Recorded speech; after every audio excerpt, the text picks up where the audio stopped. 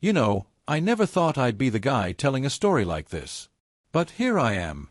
Looking back now, I realize the signs were there from the start, subtle but undeniable. It began small, so small I almost missed it. My wife, Emily, had always been pretty casual with her phone. It would be left on the kitchen counter while she made dinner, tossed on the couch as we watched TV, or even left charging overnight in the living room without a second thought. There was never any secrecy, no guarded glances, no quick flips of the screen when I walked by. But then something changed. At first, I shrugged it off. Maybe she was just busy with work, I told myself. But gradually, the phone was always with her, like an extension of her hand. Even when she wasn't actively using it, it was there. If she got up to grab something from another room, the phone came along. When she went to shower, it sat right on the bathroom sink, screen down. That was new. She never used to bring it with her into the bathroom. It wasn't just a habit, it felt deliberate. I tried to ignore it. Maybe she was more active on social media. Maybe there were work messages that couldn't wait. I didn't want to be that guy, paranoid over nothing. But then the calls started. She'd step into another room to answer, not in the casual way you'd expect when there's noise in the background, but with purpose. If we were sitting on the couch together and her phone rang, she'd pick it up, give me a quick, "I'll be right back," and disappear into the bedroom or down the hall. The door would click shut behind her. One night, I was passing by our bedroom and heard her voice, low and measured.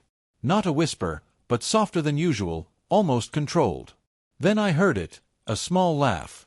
Not the easy, carefree laugh I'd grown used to over the years.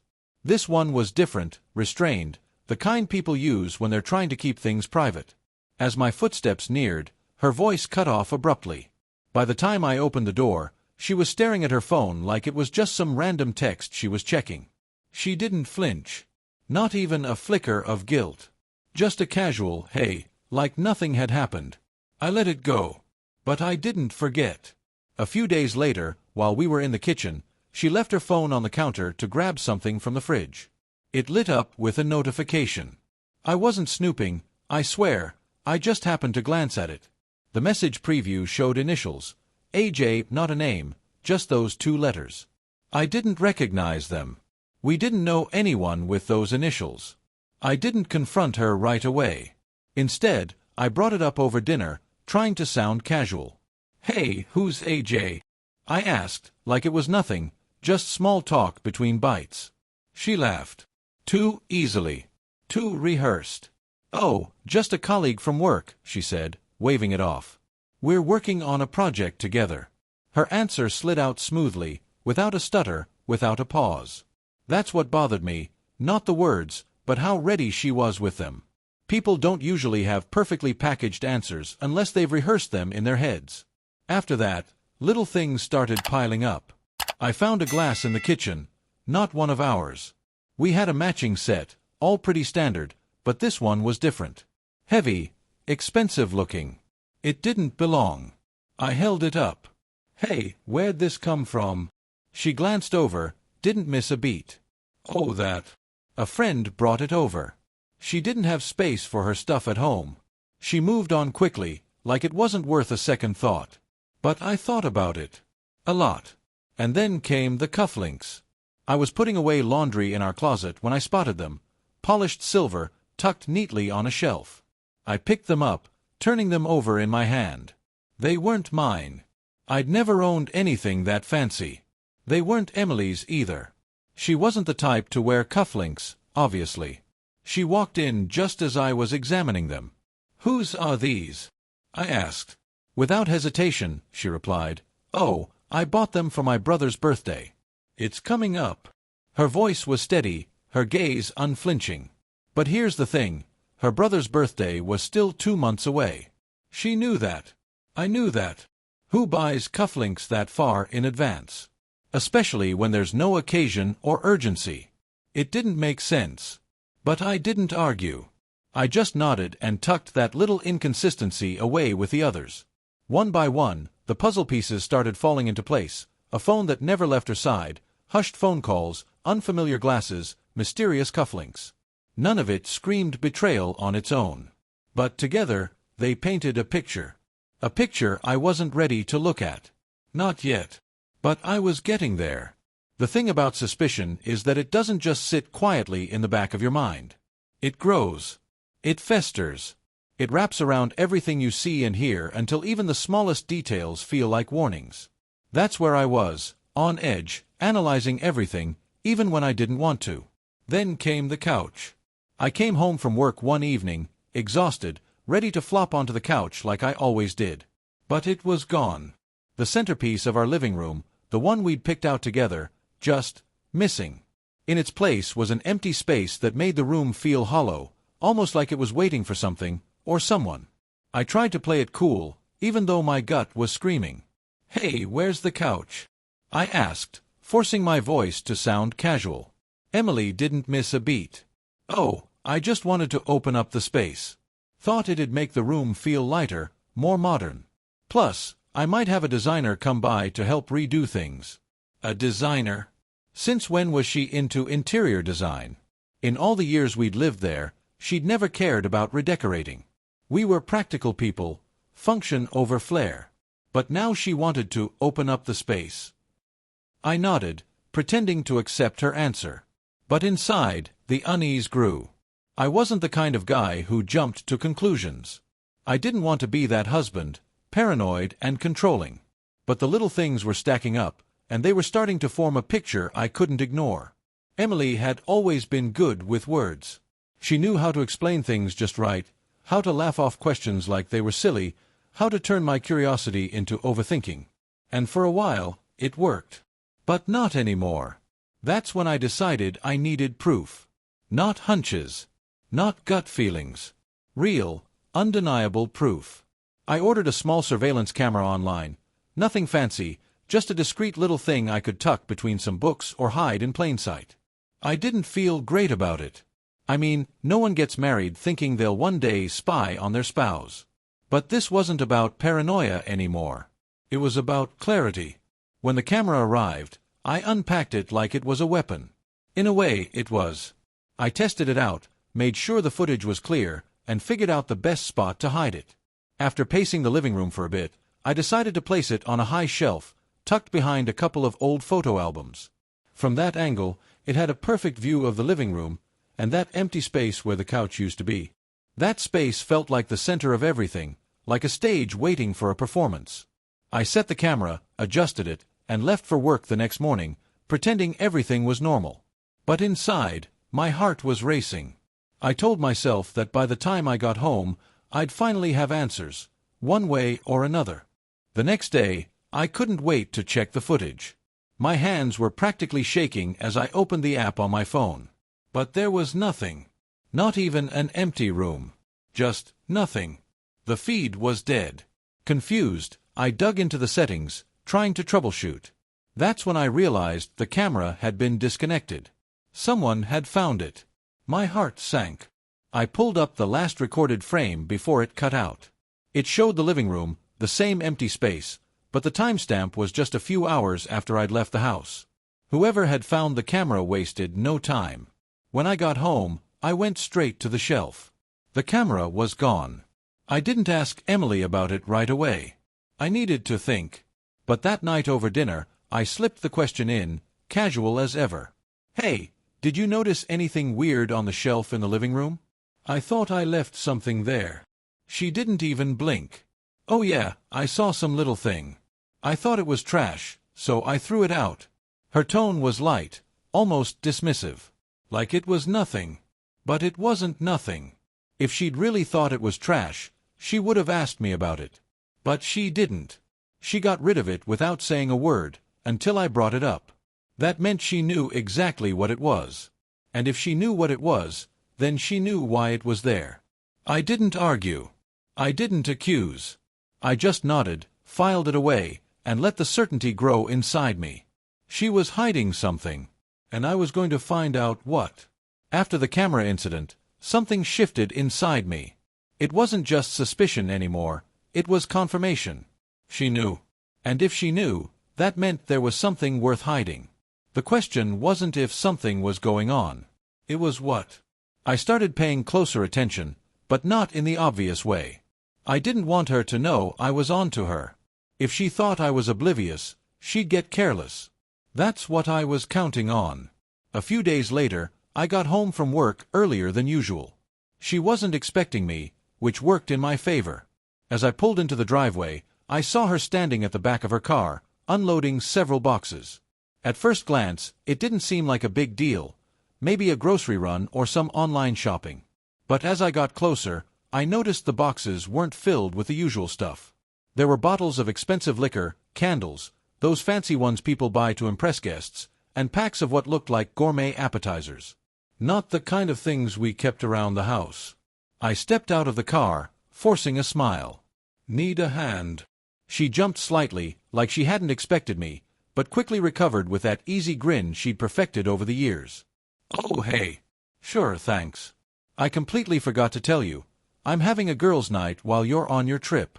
Just a little get-together. Thought I'd make it special." Girls' night. That was new. Emily wasn't the type to host things at home. Her friends preferred going out, bars, restaurants, places where they could be seen. In all the years we'd been together, I couldn't recall a single time she'd organized something like this. I reached into the trunk to grab one of the boxes and noticed something partially hidden underneath, a rolled-up fabric, like a banner or backdrop. "What's this?" I asked, pulling it out slightly. She didn't hesitate. "Oh, just decorations. You know, to set the mood." Too smooth. Too quick. Like she'd rehearsed the answer in her head. I helped her carry the boxes inside, all the while my mind racing. None of this felt right. That night, I couldn't sleep. I kept replaying the day in my head, her startled reaction when I pulled into the driveway, the rushed explanation, the banner tucked under the boxes. It all screamed cover-up. And then, fate handed me an unexpected opportunity. The night before my business trip, I realized I'd forgotten an important document at home. I'd only been gone for about an hour when I turned around to grab it. I didn't call to let her know I was coming back. I wanted to see what I'd walk into. As I pulled into the driveway, I spotted a car parked just down the street. It wasn't a neighbor's, and it wasn't one I recognized. But something about it felt familiar, like I'd seen it before but couldn't place where. As I parked, the car suddenly pulled away, disappearing down the street. My instinct screamed. I walked inside, acting like everything was normal.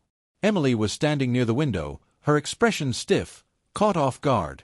But the moment she saw me, she plastered on that same smile. "You're back early," she said, her tone light, casual. "Forgot something?" "Yeah," I replied, keeping my voice even. "Just needed a document." But as I moved through the house, I noticed it immediately, the faint smell of cologne. Not mine. A scent that didn't belong in our home. It was mixed with another smell, faint, like stale tobacco. Neither of us smoked. Then there were the little details. The coffee table was rearranged slightly, like someone had been sitting there recently. A decorative vase filled with chocolates. Where the hell did that come from? And the couch, the one she'd said she removed to open up the space, was suddenly back. My pulse quickened, but I forced myself to act normal. "Was someone here?" I asked, glancing around casually. "Oh," she replied without missing a beat. "Just the neighbor. He helped me fix a leak in the bathroom." Again, too quick. Too smooth. But I didn't push it. Not yet. I realized that watching from the sidelines wasn't enough anymore. Emily was too good at covering her tracks. She knew how to manipulate situations, how to make me second-guess myself. I needed a new plan. So, the next morning, before leaving for my trip, I casually mentioned, "Hey, looks like my trip might be delayed. I might be around for a few extra days." I watched her closely. She didn't flinch. Just smiled and said, "Oh, that's great. More time together." But the second I turned away, she picked up her phone and started texting, fast. Like she needed to send a message before I noticed. I didn't say anything. But I saw everything. Later that night, after she'd fallen asleep, I planted another camera. This time, I chose a different spot, one she'd never think to check. I wasn't going to make the same mistake twice. Then I left for my trip. But this time, I wasn't just leaving. I was hunting. While I was away, my mind wasn't on work. It was back home, trapped in the walls of my own house, where something was unraveling without me. But this time, I had eyes where she least expected them. A few hours after landing, I checked the footage from the hidden camera. My heart raced as the video loaded, my palms sweating as if I was the one doing something wrong. But I wasn't prepared for what I saw. Emily wasn't alone. There she was, moving around the house with ease, her demeanor relaxed, almost too relaxed. She wasn't the woman I thought I married in those moments. She was someone else entirely. She wasn't preparing for a girls' night, and there were no signs of party decorations or platters of snacks for friends. Instead, she was on a video call. Her voice was soft, comfortable, almost intimate. I couldn't hear everything clearly, but I caught enough: discussions about schedules, arrangements, people coming over. It wasn't work-related. There was no mention of projects, deadlines, or corporate events like she'd claimed. She was planning something personal, and very specific. I felt a cold weight settle in my chest. But it wasn't over. I needed more. I couldn't be there to snoop around myself, so I called in a favor. An old friend of mine, Jake, used to work in private security. He was sharp, discreet, and owed me one from back in the day. I gave him the details, kept it simple. I just need to know who's coming and going. No assumptions, just facts. Jake didn't ask questions. He understood the stakes without me spelling it out. By the next evening, he sent me his first update. Your wife's not alone. Man in his 40s, dressed sharp. She let him in. He's carrying a briefcase. My stomach dropped. A briefcase? This wasn't some casual visitor. You don't bring a briefcase to a girls' night. This was business, but not the kind she'd been pretending. Hours later, Jake sent another message. 2 more men showed up, carrying large boxes. Got them on camera. Boxes. Briefcases. Strangers in my home. What the hell was going on? Jake sent me a short audio clip, recorded discreetly from outside the house. The sound was muffled, but the words hit like a punch to the gut. Casting schedule, 3-day timeline, in the bedroom if needed. Casting. Bedroom. My mind raced through every awful scenario, none of them good. I listened to that clip over and over, dissecting every word. She wasn't planning a simple event. This was something far more calculated. Far more personal. The next day, Jake sent another update. This time, it was a video. The camera angle was shaky, but clear enough to see Emily standing outside with one of the men. Their body language was too familiar, like this wasn't their first meeting. There was a lightness to her smile, the kind she hadn't shown me in months. He leaned in slightly, said something that made her laugh softly, said something that made her... I felt the blood rush to my head. It was undeniable now. But I needed more. When I got back to my hotel, I couldn't sleep. I kept going over everything, every lie, every excuse, every dismissive laugh. I thought about the missing couch, the mysterious glass, the cufflinks, the random decorations, the quick texts, the way she clung to her phone like it held her secrets. Because it did. And I was going to find out exactly what those secrets were. Before my trip ended, I made a decision. I couldn't just rely on Jake. I needed to see it for myself. So, I lied to Emily. I told her my trip was extended. I wasn't coming home for another week. But the next morning, I booked the first flight back. I didn't tell anyone. No texts. No calls. I wanted to catch her off guard, the same way she'd been blindsiding me for weeks. When my plane landed, I didn't go straight home. First, I met up with Jake to get the footage he'd gathered. He handed me a flash drive and a folder, thick with photos and notes. "You sure you're ready for this?" Jake asked. I didn't answer. I just took the folder and left. I parked a few blocks from the house, heart pounding in my chest like a war drum. I sat there for a long time, staring at the dark outline of our home, the windows glowing faintly against the night sky. That house wasn't mine anymore. It was a lie wrapped in drywall and paint. I crept toward the back door, my footsteps silent on the pavement. My key slid into the lock easily, too easily. I pushed the door open and stepped inside, careful not to make a sound. The house was eerily quiet. Until I heard it. Laughter. Voices. Coming from the basement. Our basement. Emily never used the basement. We'd always treated it like an oversized storage unit. Boxes, old furniture, holiday decorations gathering dust. But now, it was alive with noise. I crept down the stairs, heart hammering against my ribs. As I reached the bottom step, I peeked around the corner. And that's when I saw it. The space had been transformed. Bright lights, cameras, strange equipment I didn't recognize. A makeshift studio set up right there, in the place where we'd once stored Christmas ornaments and old photo albums. Emily stood in the center of it all, laughing, her voice soft and playful as she spoke to the men around her. My wife. My house. My nightmare. I pulled out my phone and hit record. Because if I was going to confront her, I was bringing receipts. Standing there in the shadows of my own basement, phone in hand, recording the unthinkable, it felt like I wasn't even in my own body. My heart was pounding so hard it echoed in my ears, but my hands were steady. It's funny how, when betrayal slaps you in the face, the adrenaline numbs everything else. Emily was in the center of it all, laughing easily, her voice mixing with the casual chatter of the men around her. The basement, once a dusty storage space, had been turned into something I couldn't even process, a makeshift studio with lights, cameras, props, and unfamiliar faces. The couch that had mysteriously disappeared from our living room? Right there. Like it was part of some twisted set. I watched as one of the men, some guy I'd never seen before, handed her a clipboard. She glanced at it, nodded, and gave instructions like she was running a business. She was confident, relaxed. There wasn't a single trace of the woman who'd smiled at me over dinner, telling me stories about work deadlines and office projects. This wasn't work. This was something else entirely.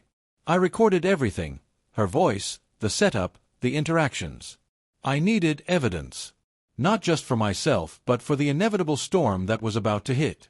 I didn't want her to have a single chance to twist the narrative, to gaslight me into thinking I was crazy. But watching wasn't enough. I needed her to see me, to realize that her secret world had just come crashing down. So, I stepped out of the shadows. The moment was surreal. 1 second, they were laughing, comfortable in their little bubble. The next, silence. Complete and suffocating. Every head turned toward me, and for the first time in weeks, Emily's face wasn't guarded or rehearsed. It was pure panic. She froze, her eyes locking onto mine. Her mouth opened slightly, as if she wanted to say something, but what could she possibly say? The other men looked confused, glancing between us, sensing the tension but not understanding the depth of it. One of them shifted uncomfortably, like he was debating whether to step in. But no one moved. I held up my phone, the red recording light glaring like a spotlight. "Smile for the camera," I said quietly, my voice steady despite the rage simmering just beneath the surface. Emily's face flushed, her mouth twitching as she tried to form words. But there were none. No quick lies.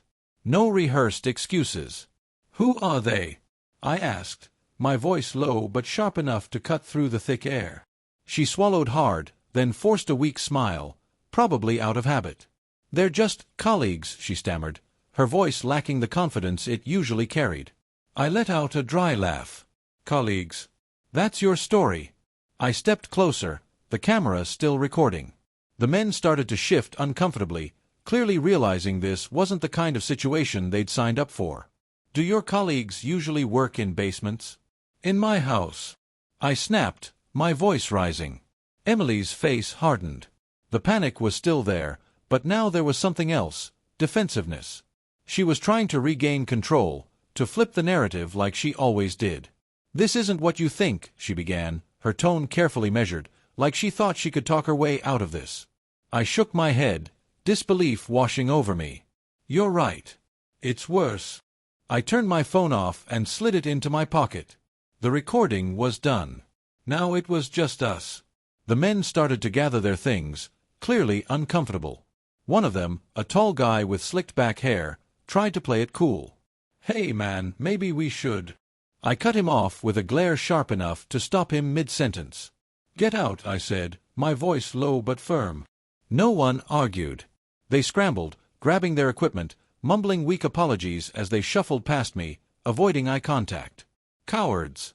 Once they were gone, it was just me and Emily. The silence between us was deafening. She finally broke it.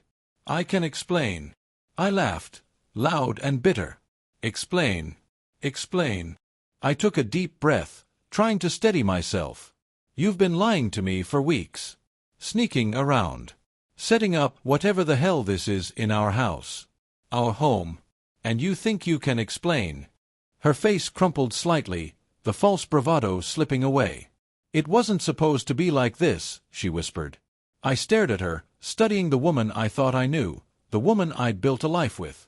But I didn't recognize her anymore. "Yeah," I said quietly. "I bet it wasn't." I turned and walked upstairs, leaving her standing there in the wreckage of her own choices. She didn't follow me. Maybe she knew there was nothing left to say. Upstairs, I grabbed a suitcase and started packing. Not my stuff, hers. When I was done, I walked back downstairs, dropped the suitcase at her feet, and looked her dead in the eyes. "Get out." She didn't argue.